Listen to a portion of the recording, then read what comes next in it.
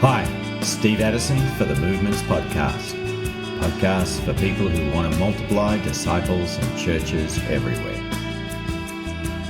Today I talked to Matt Miller about pioneering movements in Rwanda. The story that brought us to Rwanda starts actually almost 17 years ago. We did our first mission experience in Togo. We spent 11 years working among the Kabye people, and we were church planters. We had a vision of planting churches that plant churches that plant churches, and we jumped into that ministry, and it was a really great experience. But we got to a point where things were not moving in the ways that we had hoped and dreamed. So I had a mentor named Sam Shoemaker who told me about this guy named David Watson that he had heard speak. And so he directed me to some early recordings that David did of a training in Sierra Leone that were put up on the internet. So I spent several weeks listening to those recordings. Several of them I listened to as I was driving out to villages, to do leadership training or church planting. And just really felt like the things that he was sharing addressed some deficiencies in our own strategy. Sometimes people talk about paradigm shifts. I felt it was less of a paradigm shift and more of meeting us in the middle of what we were trying to do and kind of opening our eyes to some blind spots that we had. So that kind of began a journey of learning more about DMM principles. At that time, we were using... What do you mean by DMM? Yeah, disciple-making movements. At that period, that term had not evolved quite as much. We were still talking a lot about CPM, church planting movements. Okay. So I began looking for a way to meet David and to get further training. So we found out that there was going to be a training in Livingston, Zambia in 2008. So I gathered together some of our colleagues, and 4 of us decided to go and participate in that training. So that was kind of our baseline of really understanding what church planting movements are, and in particular the stream of church planting movements that David Watson kind of was training and encouraging during that period. Now, your time in Togo sounds like it was a tough assignment in terms of seeing fruitfulness. Did that help prepare you for the whole conversation about what needs to be different? It definitely did. We came into Togo with a people group vision. And, we started out going to villages and preaching and doing church planting, but it became clear pretty quickly that the strategies we were using were not going to reach the entire people group. After our first about 5 years of church planting, we had started around 20 churches. We were hoping that all of those churches would multiply and go out and plant churches themselves, but it wasn't happening in the way that we thought it would. So we're really open to new ways of thinking about things, and in some ways a little bit disappointed with the results that we had. Okay, so some of us would have been very pleased with 20 churches, but you could see that in relation to the size of the task. Yeah, and our people group was close to 1 million people, so 20 churches was just a drop in the bucket. Yeah. So what happened at the training with David? Well, we were with a large group of mostly Southern Africans, Zambia, Zimbabwe, and other places. And it was actually an interesting training because there were a lot of fairly conservative, traditionally minded African pastors there. So there was a lot of pushback, a lot of tension. So we enjoyed those sessions. I can't imagine tension around David Watson. He's a very uncontroversial sort of guy. He thrives on conflict, I think. Yeah, that's his way. So we basically found every moment that we could to be with him and pulled him aside to talk and learn. One thing that I realized about in the middle of that training is that the training that he was giving was not necessarily for us and our role as outside leaders. I began thinking, how can we be a bridge, of these principles, bringing them into the lives of the leaders that we work with, kind of as coaches or mentors. So came out of that training with a plan to go back to Togo and try to retrain all of the leaders that I worked with in Togo. Right. So I was working at that time with about 24 leaders from most of these 20 churches that we had started. So I took about 6 months to take them through a discovery process to discover the core principles of disciple-making movements. So we studied passages like Matthew 28, the Great Commission, emphasizing the role of discipleship and teaching to obey. Luke 10, the principle of finding people of peace. Deuteronomy 6, the shalom living and generational growth of the gospel, or of obedience to Christ. So we just went through that whole process, and at the end of that 6 months, it was time for our home assignment. We were going to the U.S. for 3 months. So I challenged the leaders that I worked with, we've learned all of this, so why don't you guys pray and target a village and just start putting into practice what you've learned? And my plan was to come back after that visit to the States and see who actually put it into practice. Yeah. But when I came back, I found out that of those 20 some leaders, only 6 actually went out and did what they were trained to do. So my plan for what was going to become our last term in Togo, term of about 3 years, was to just focus on those leaders and see how far we could go together. So we learned from that experience that it's really difficult to overcome the way that you start when you're working in movement or leaders. It was really difficult for them to make the transition to completely implementing this approach that we were teaching. We did find that what they did put into practice made things better. But the way I would describe most of those leaders is that they aspired to more traditional institutional Christianity. I don't know if that's a result of just the context that they were in. We went to villages where there had been no churches before. They'd seen churches in other places, and they liked the idea of having a building and having programs and all of those things. And so they still tended to move back to that, which made it difficult for them to make some of the choices that would result in multiplication in the churches. At the same time, though, I started in a new area that we hadn't been to. It was about 2 hours away from the part of Kabylie land we had worked in, and was kind of able to start from scratch. And the story there was very different. Okay, what happened there? So what happened there, we went to this village. I took a couple of the leaders that I was working with from the other area and a young missionary that I was mentoring. And we just started praying. We visited, walked through the village, started meeting people, asking God to connect us with a person of peace. After a couple of weeks of visits, the chief of the village invited us to stay, and he killed a chicken and gave it to us to eat. So when you study Luke 10, one of the characteristics of a person of peace, they provide for the people who come. So we thought, and the chicken was great. So one of the things I would do to try to see if people were hungry spiritually is to tell parables. Africans love parables. So I made up a parable. I guess I could tell you too. It's kind of short. Parable of the bicycle. So there's this guy who gets a bicycle, and his bicycle has a problem. So he takes it to a repairman. The repairman repairs the bike for him and says, "Hey, don't worry. You don't have to pay anything at all. This is for free."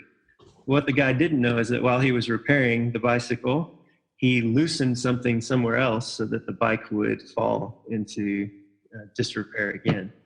So after a few days, the guy's riding his bike, the bike breaks, and he says, "Oh, no problem. I've got a great repairman who can fix this for me." So he goes back to the repairman, pays him to fix his bike. The repairman loosens another bolt. So another week later, the same thing happens again. And there's just this cycle that they're stuck in. So I asked the people in this village, "What do you think this parable means?" And it is a parable about your life as Kabylie people. And so we came back the next week, and what I was looking for is who are the people who remembered the parable and tried to figure out what it meant. And so we had a discussion, and this chief had called together his brothers, and they talked about the parable and tried to figure out what it was. They didn't get it. The point of the parable is it describes the cycle of oppression that African traditional religion brings into people's lives. You know, people sacrifice thinking they have to sacrifice in order to be healed or to have good crops. But in actuality, Satan can only fix the things that he causes himself. So anyway, that parable was a way to kind of gauge the spiritual interest, and the fact that this chief gathered together his brothers. Yeah. Another sign that it would be a personal feast. Yeah. We said, hey, would you guys like to study the Bible? Would you like to learn more about the story of God? And we kind of laid some ground rules. We said, we'll do this with you, but you've got to bring your whole family. So if your wife and your kids don't come, we're not going to be able to teach. So they agreed, and we came back the next week, and there were about 30 people all gathered together. So this was the chief and 3 or 4 of his brothers and all of their wives. There's polygamy in this area. Whatever you think about polygamy, it is good for church growth. Okay. If polygamous family comes to Christ, you've got a lot of people together. So we started a Discovery Bible study process. I was coaching some of the leaders I had worked with to go through this. And after the 4th week, we strategically planned to not be available the next week, so that the local themselves had to lead the discovery. So one of the Kabia Christians just sat down with them and said, these are the questions that you ask. This is how the process goes.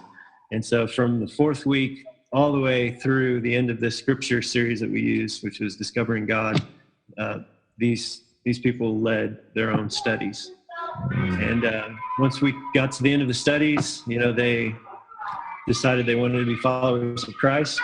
There were about 32 people baptized, 11 entire families. And then they quickly transitioned into meeting together on Sundays as a church. To this day, no missionary has ever been to that church on a Sunday. So we talk a lot as missionaries about passing the baton or transitioning control. I found the best way to do that is to never be in control from the beginning. So, and the best way to begin is begin with a group. Yeah, that's right. And they very quickly saw in Scripture that they needed to share their faith with others, so they went to another village. And we had, I skipped over this part, but we had used literacy and some instruction on real organic, easy fertilizer that Africans can make, and the moringa tree, which is this miracle tree that exists in Africa. And so they took those things that they had learned as an entry into new communities that they wanted to go into. And so within 4 or 5 months, they had planted another church using the same process. And so today, this is now 7 or so years later, that stream continues to multiply. I haven't been there in about 1.5 years, so I don't know how many churches there are now. But compared to the other area that was kind of stuck in these more traditional institutional ways, they haven't planted any churches in the last 7 years. One of the challenges there is that there are still relational connections between the two groups. So some of the institutional kind of desire crept into this other movement. So it hasn't exploded into this great movement. But that was kind of my laboratory for learning about human principles, putting them into practice, seeing how it worked. So it gave you a taste of what God could do, not just in Togo, but then as you move, was the next move to Rwanda?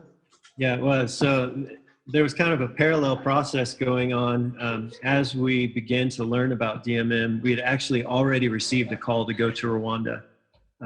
This happened back in 2003, after we had been in Togo only 3 years. The same mentor who shared with us about CPM principles went on a survey trip throughout Africa with some college students, and he met up with us in Togo.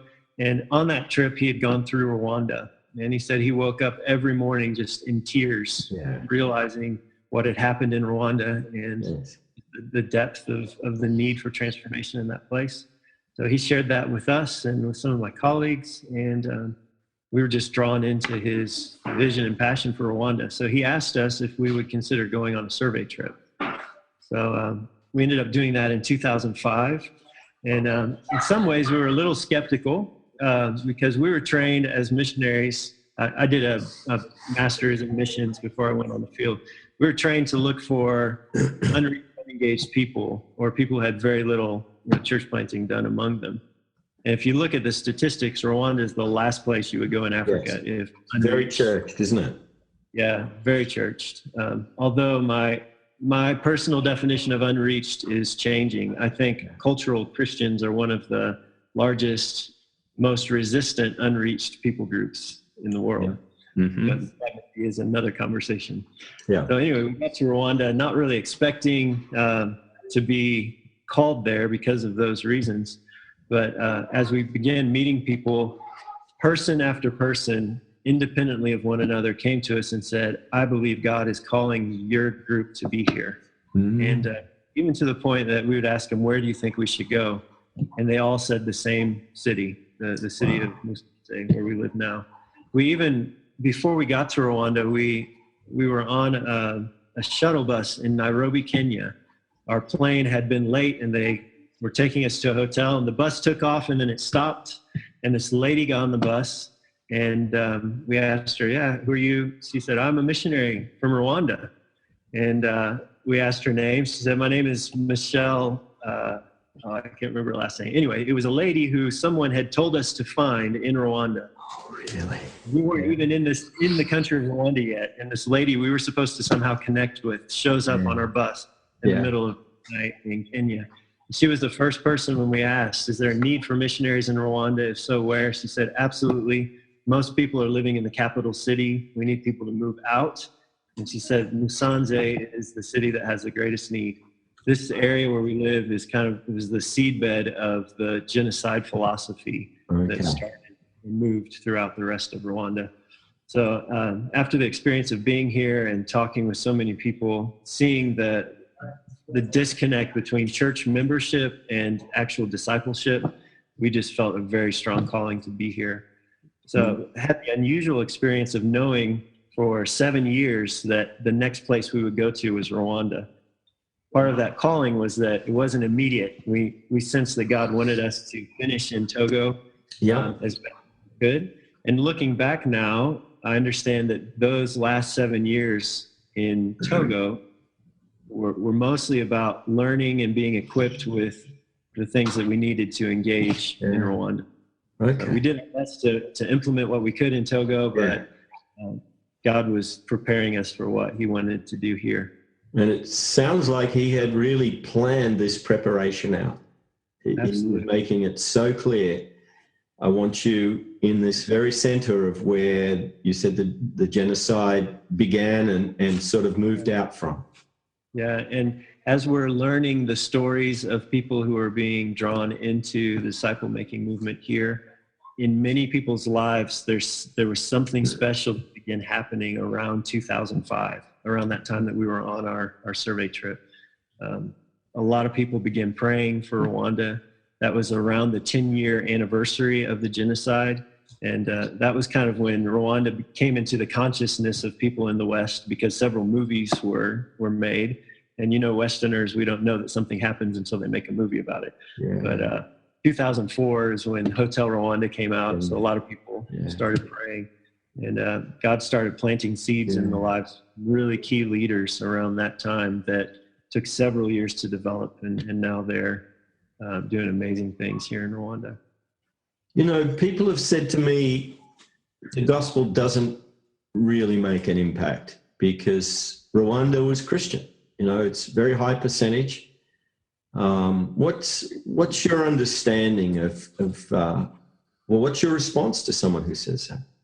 Well, my normal response is, which gospel are you talking about? And which Christianity are you talking about? They have a point that the kind of Christianity that developed in Rwanda did not go deep enough to even orient people more towards Christ than towards their ethnic or national identity. And we spent a lot of time thinking about why that happened. There are two major kind of worldview issues that I think created a space in Rwanda that genocide was able to fill. One of those was the separation of sacred and secular, so that people had their religious life that wasn't necessarily connected to the rest of their life. And right along with that is the disconnect between clergy and laity, so that, serious Bible study, serious kind of discipleship is the realm of professional pastors and missionaries. And, everybody else isn't part of that. Another disconnect that we found is almost a spiritualization of the gospel, in that the gospel is about escaping from the earth and going away to heaven someday without much impact on daily life now. It's totally against what Jesus taught. Jesus' gospel is very much rooted in this earth and in the community that he was a part of and seeing it transform. But when you disconnect the gospel from that, and it's just about, this sin transaction that gets you a ticket to heaven, then it doesn't really impact daily life. So those things together caused Christianity to be something that people engaged in on Sunday or Saturday, depending on their denomination, and wasn't really a big part of their core identity. Yes. So when did you arrive? It was around 2012? Yeah, so our crew that was in Togo together, we were in a couple of different cities. We came in 2 waves. One group, their work was already about 15 years along, so they were ready to disengage, and they arrived in 2008. Then our family and another couple of families arrived in 2012. Yeah. And when we arrived, we were in for a lot of surprises. Rwanda is unique in Africa in many ways. Probably the best example is that in Togo, for the 11 years that we were there, we had tourist visas the whole time. They never asked to even do work permits. They would just keep extending our visas. So very little follow-up on our activities. We were able to just live very simply.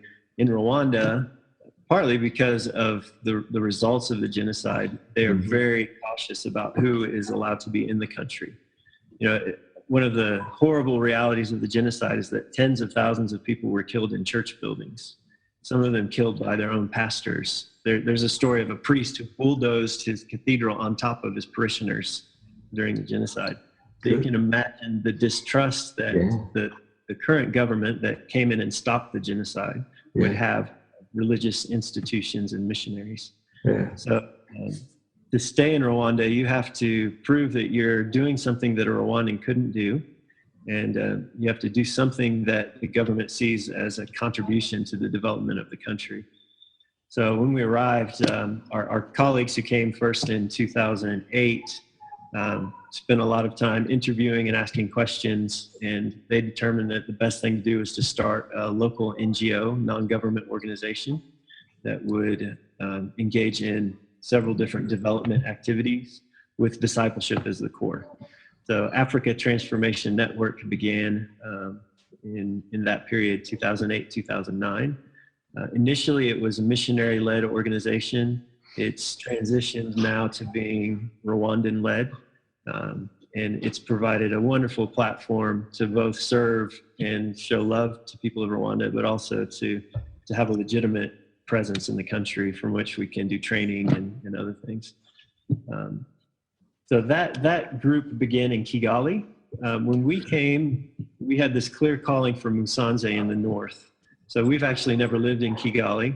We began as volunteers with Africa Transformation Network, moved up to the city that we live in now. But after about a year of being here, some of our Rwandan friends said, your volunteer status working with this local NGO was probably a good way to start, but people are beginning to ask questions about why you're really here. And they said, if you want to stay for a long time, you may need to think about doing something else. So one of our closest Rwandan friends suggested that we take our informal missionary kids school and turn it into an international school. So the last 3 years or so, we've been on that journey. We've started an international school. We registered it as a social business. So it's actually a business in Rwanda, and we are now investors in Rwanda. We started 17 kids 3 years ago. We have about 50 now, and just bought land, and we'll be building the school soon. So again, it's providing a legitimate platform for us to be in the community, to connect with people here. We have a seat at the the table of our city. You know, we're a part of the city now. We were able to build a house that's even further rooting us into this place. So yeah, that's been our journey of getting established in Rwanda. And along the way, how have you taken what you began to learn in Togo and brought it into your experience in Rwanda? Yeah, so the kind of the initial attempts to catalyze a disciple-making movement in Rwanda began in 2009. David Watson came. We hosted a CPM training. We had, I don't know, probably 80 people who were there. And then he did a follow-up training with our team. And it was at that training that he challenged us to have a vision for the entire nation of Rwanda. At that time, there were two different teams, one that was kind of based in Kigali and one that was looking at going north.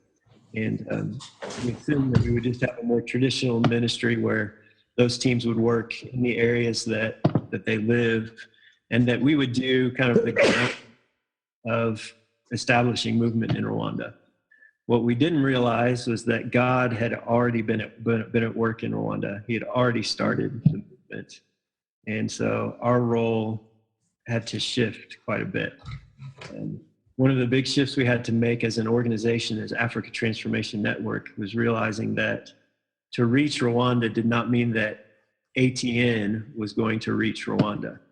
It's 11 million people. No one organization can ever reach 11 million people. So we had to go about the process of kind of taking our organization out of the vision to make room for other organizations and other people to feel comfortable coming in. So when I came in 2012, I was asked to lead an organization, or not really an organization, an informal grouping of DMM practitioners that we called the DMM coordination team. Mm-hmm. At the time that I was a part of that, or came into that, most of the people on that coordination team were also a part of Africa Transformation Network. So one of the things we recognize really quickly is that we need to find other partners if a movement is truly going to be established. So we began praying that God would connect us with people, specifically praying for dissatisfied people, frustrated people, people who know that there's something else out there but don't exactly know what it is. And God started making these connections. And are they expats? Are they missionaries? Are they locals, or mixture? Mostly Rwandans. Okay. Or Africans, not all Rwandans. But one of the most significant connections that was made happened about 5 months after I moved to Rwanda. I was actually in Burundi, attending another Christian conference.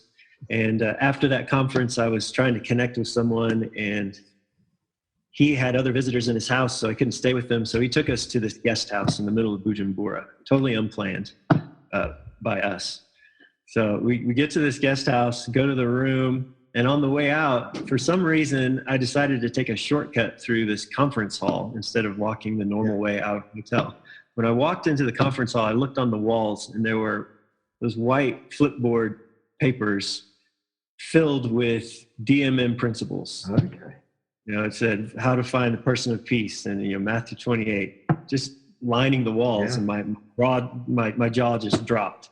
So I went to the reception and said, "Who rented this room? Can you tell me who's doing this?" So I got a phone number and the phone number of someone else. So they left by this time. Yeah, this was in the evening, so the conference had ended for that day, and they were gone. They were going to come back the next day. Well, it turns out that the guy who organized this conference was a Rwandan. Oh. And he had attended a training in Kenya maybe a year or so earlier that was led by Isla Tasse and a guy named Roger Thaumann, who works with Appleseed Ministry. I know Roger, yeah. He had been on a journey of kind of coming out of traditional church. He was a Pentecostal church pastor and just got dissatisfied. After years of ministry, he had about 80 people, and most of those people were from other churches. And he said, "This is not what we were sent to do. We're sent to reach the lost." And so he got connected with some house church people, and through that with CPM training, and he started. So God miraculously put us together, and he was the first, really the first person who had success with DMM in Rwanda. Okay. So he was the case study that answered everyone who, everywhere you go, people say, yeah, that happened there, but it can't happen at my place. Yeah. Well, Justin had started, and it was happening, and that kind of energized some of our other Rwandan friends who are part of this coordination team to see that, this can really work in our context. So I'll tell you a little bit about Justin's story. I mentioned that he was a traditional church pastor, came out of that, went into DMM training. When he got back to Rwanda, he decided to start praying in his community that God would connect him to people of peace. So after a few weeks, he found a night guardsman and a bicycle taxi driver. And he shared the gospel with them and with their families, did Discovery Bible study with them, and those two families came to Christ. So those guys, then he trained to go and find other people. And that's probably one of the more significant kind of essential points when you're trying to start a movement. Yes. When you reach a few people, are you going to invest in them and equip them to reach others? Or are you going to go out to more and more families? So Justin just intuitively and probably through his training knew he needed to invest in those two families and help them reach others. So over the course of about a year and a half, those two families grew into 80 house churches throughout several regions of Rwanda. And that was about at the point that Justin's movement had developed when we met him and brought him into this DMM connecting team. So your role has changed somewhat since you're in Togo. You're the pioneer. It was then radiating out. It sounds like your influence is broadening, and that you're building coalitions of Rwandans and other workers who will do what you've been doing. And is that right? That it sort of it took a step to another level when you moved to Rwanda? A very different role. And I've reflected on that role shift. There are parts of it that have been really difficult. It's been a journey of humility in a lot of ways. Actually, one of my reservations in even doing this interview is I do not want anyone to think that what is happening in Rwanda is happening because of me. Not at all. God started this. It was well on its way. We thought we were coming to start a movement in Rwanda, but we got there and realized that God had already started it. Wow. But what he has been able to use me and some of my colleagues effectively is to create a roundtable of DMM practitioners in Rwanda who didn't know about each other, might have felt like they were alone, and we've been able to bring them together. In this DMM, we now call it the DMM connecting team because the Rwandans felt like coordinating sounded like too much control. So DMM connecting team, we divested ourselves of all organizational connection. So when I'm sitting at this round table with these leaders, I don't represent ATN. I come from a Church of Christ background in the States. I don't represent the Church of Christ. I'm just a disciple of Jesus who wants to help people know each other and connect with each other. And I think as outsiders, we were able to call that group together in a way that an insider couldn't, because there would have been questions, is this person trying to control us or, bring us into their organization? So we created this flat round table and provided some of these new practitioners who are trying new things. They're innovators. Innovators are often persecuted by everyone around them, people within the existing church. So they were so excited to learn that there were other people who thought in similar ways, other people trying to do the same things. So it's become just this beautiful community of practitioners. So for years since Togo, God's had you on this journey. Oh yeah, absolutely. And you've come to Rwanda and you discover other people that you're actually stepping into something he's already doing. That's right. But you find your contribution as a catalyst, as an encouragement, a mentor, a connector, somebody who believes in the Rwandans who are making this happen. Yeah, and one of the key tools in building those relationships has been prayer. Mm-hmm. The way that I got to know Justin and some of the other leaders was to just call them up every week or two and say, hey, what's going on? How can I pray for you? And I think they found that to be very valuable. Again, I don't want to misrepresent things. That's a challenge for me. There have been seasons where I'm not as good at doing that, and other seasons where I am good at doing that. But what I'm learning from my Rwandan and African brothers and sisters is that what they want from us as outsiders is real relationship and friendship. Yeah. What they don't want is organizational control. Yes. They don't want to. One of them said, the reason why, I don't know if you've heard of David Hunt. He was a part of catalyzing one of the first disciple-making movements in East Africa. He said, Dave Hunt never made me feel like his trophy. Yeah. I heard that. It really convicted me in some ways. It made me think how, when I look back at Togo, where I was more active in ministry, how often did I make reports about what was happening to actually just kind of boost my own ego and say, hey, look what I did. So it's been really great because God called us into a role in Rwanda where all of that has been stripped away. When I send my reports back to my sending church, I can't send the kind of statistics that I used to send, because if I honestly answer the question, how many churches have you planted? How many people have you baptized? The answer is 0. Because my role here is not to do that. My role is to encourage and equip and be friends to Rwandan leaders. And what they're doing is so much greater. It's already exploded beyond anything that we saw happen in Togo. But I can't draw direct lines to it. I can't claim it as like I did. Well, what has sort of risen out of the ashes of Rwanda? And it might be helpful if you've got some idea of, the towns or the cities or the villages that have been touched, the churches that have been started. What does it look like? Well, so this is a good time to talk about that, because one thing the DMM Connecting team does every year, we get together in January for a weekend retreat. And it's a time where we celebrate what God has done in the previous year. We look forward to the next year in ways that we can support each other and encourage each other. So we've got some fresh information on what's been going on.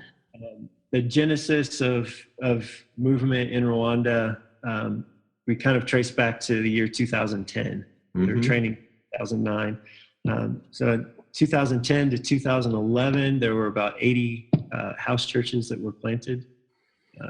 In 2013, that had doubled to about 180 or 160. So at the most recent gathering, there are now 425 churches that have been planted, and there are somewhere around 400 ongoing Discovery Bible studies in Rwanda. And that represents the work of 7 or 8 different networks who are working in different places and among different people groups or different segments of society, but who come together as a part of this collaborative group to encourage one another. And are you seeing generations of, groups and churches starting new churches? The oldest network is Justin's network, and he has traced in parts of his network 13 generations of disciples who've made disciples who've made disciples. Wow. They're really, really exciting. Some of the others who started a little bit after Justin are just moving into that 4th generation kind of threshold of movement. And what are your hopes for the future? What are you trusting God for in this next phase? Well, there's a passage of scripture that really is motivating me a lot. And it comes from an unusual place, not a place that we usually go to talk about movement, but it's actually in Genesis chapter 1 and chapter 2, where God says, be fruitful and multiply and fill the earth. But he also tells Adam and Eve to care for and keep the garden. And if you put those 2 commands, caring for the Garden of Eden and multiplying and filling the earth, it suggests that God's plan was to fill the entire earth with the Garden of Eden. So Adam and Eve obeyed one of the commands. They filled the earth, but they didn't guard that special place, and it did not multiply with this movement of populating the earth. What that does for me is it's almost a warning. it's not just about multiplication. You can multiply something that doesn't necessarily multiply God's mission or God's plan. Yeah. So the questions that I'm asking right now, we've seen a movement begin. Churches are starting to be planted, but what is being multiplied? Rwanda, where we are right now, is the case study for multiplication. Yes. There were churches everywhere in Rwanda, and the genocide still happened. Yeah. So if just starting a whole bunch of churches again that don't have some difference about them, what are we really doing? Yes. So the questions that we're asking is, what does deep community transformation look like? How can new churches, these new communities that are started, really make a difference in the overall long-term story of Rwanda? We want to see deep, deep transformation, not just another bunch of churches that are out there doing nothing. Wonderful. Matt, we got it. All right. Well done.